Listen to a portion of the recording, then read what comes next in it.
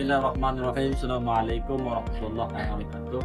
Kami dari kelompok 12 dengan koordinator saya sendiri di Paris Pos dengan NIM 522500 52 dengan anggota Dengan saya, Tasya Sabina Kalsabila dengan NIM 2250081. Saya Mustiani NIM 2250085. Dengan saya Siti Suryayu Astuti dengan NIM 2250096. Saya Afna Sakti dengan NIM 2250076. Dengan Krisna Fatimah dengan NIM 2250019. baik.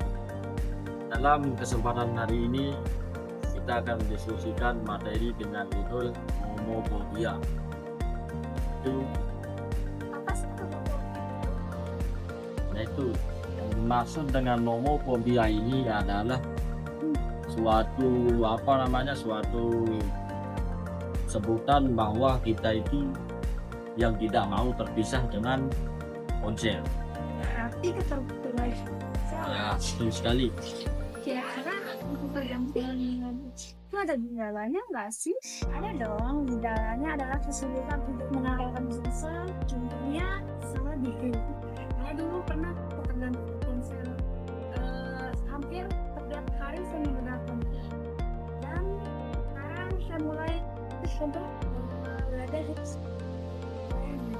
Gejalanya ternyata berat banget ya. Kira-kira penyebab dari homophobia itu sendiri apa sih?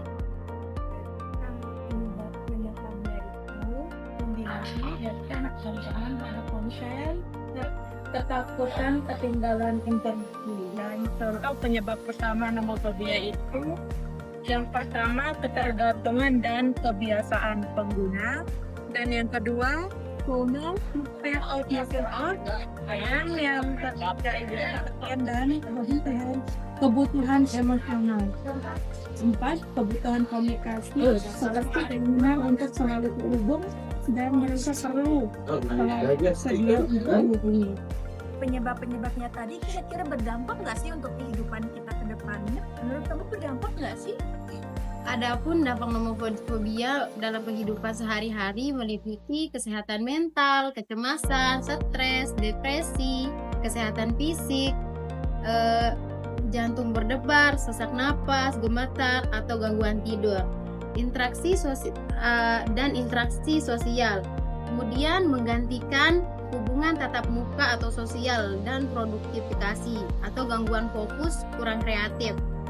Homophobia dapat mengganggu pekerjaan, sekolah, dan hubungan pribadi karena rasa takut berlebihan saat jauh dari ponsel. Kemudian dampak emosional dan mental. Adapun contoh dampak emosional dan mental, yang pertama kecemasan, stres, dan depresi. Mengalami kekhawatiran atau rasa panik dan gelisah ekstrim saat tidak bisa menggunakan ponsel. Kemudian gangguan tidur. Pengguna ponsel menjelang tidur dapat mengganggu pola tidur karena cahaya biru dari layar ponsel yang menghambat produksi melatonin. Kemudian isolasi sosial, menggantikan interaksi tatap muka dan interaksi dari dapat menyebabkan isolasi dari dunia nyata. Kemudian adapun dampak fisik, gejala fisik dapat memicu seperti jantung berdebar cepat atau takikardia atau sesak napas, gemetar, berkeringat, pusing, dan bahkan pingsan. Kemudian ada yang disebabkan generasi rebahan. Ketergantungan pada ponsel dapat mengurangi aktivitas fisik. Adapun dampak sosial dalam produktivitas, menurunnya kualitas hubungan sosial seperti interaksi daring bisa menggantikan hubungan langsung. Kemudian gangguan fokus dan konsentrasi. Ponsel dapat mengganggu konsentrasi pada pekerjaan sekolah atau tugas lainnya. Berkurangnya kreativitas. Anak-anak menjadi kurang kreatif karena terlalu mengandalkan perangkat. Oh, jadi itu dampaknya ini salah satu kayaknya aku pernah ngalamin deh.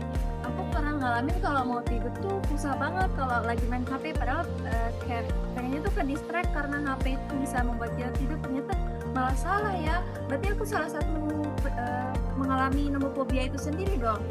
Kira-kira ada nggak sih cara untuk mengatasi nomofobia itu sendiri?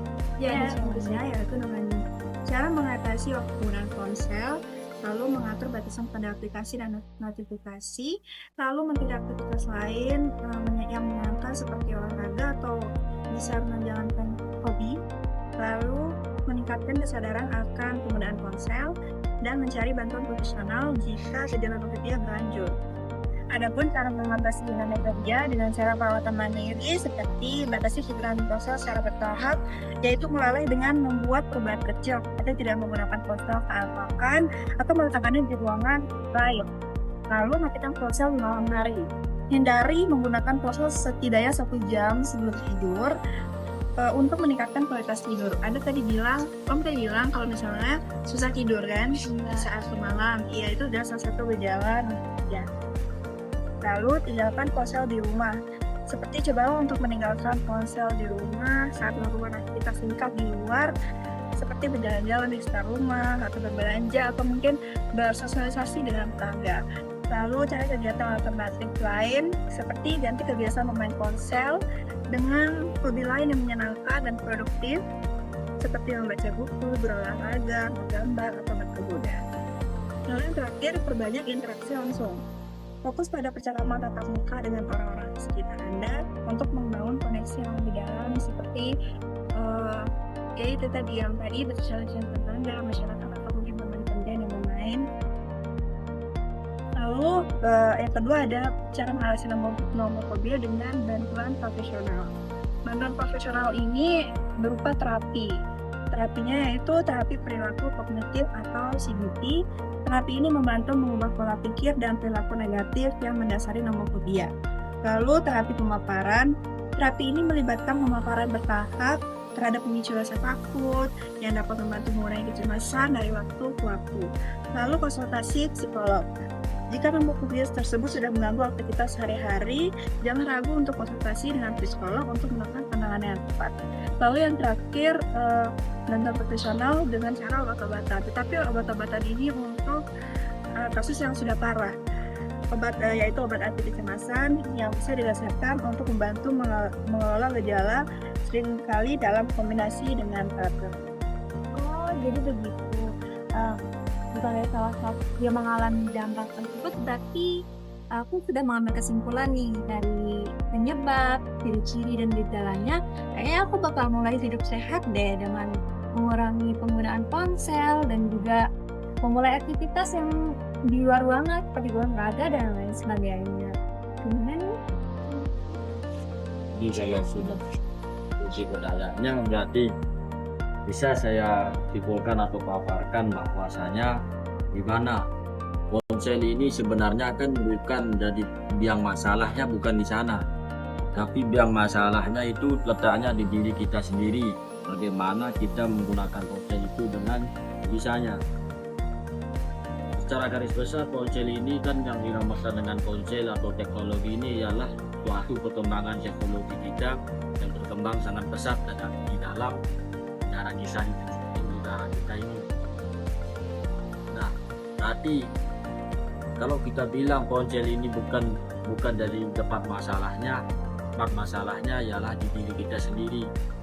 Karena yang dimaksud yang tidak diperbolehkan itu ialah ketika kita menggunakan waktu kita 70% daripada 100% terbagi dari waktu kita sekian lamanya ini. Yang berlebihan yang berlebihan menggunakan ponsel, maksudnya yang terlalu ketergantungan dalam menggunakan ponsel ini tidak mau terpisah, itu yang dinamakan dengan nomofobia. Tapi apabila kita menggunakan ponsel untuk sekedar untuk mencari informasi yang secukupnya, itu tidak dinamakan nomofobia. Karena yang dinamakan nomofobia ini ialah kita yang terlalu berlebihan menggunakan ponsel.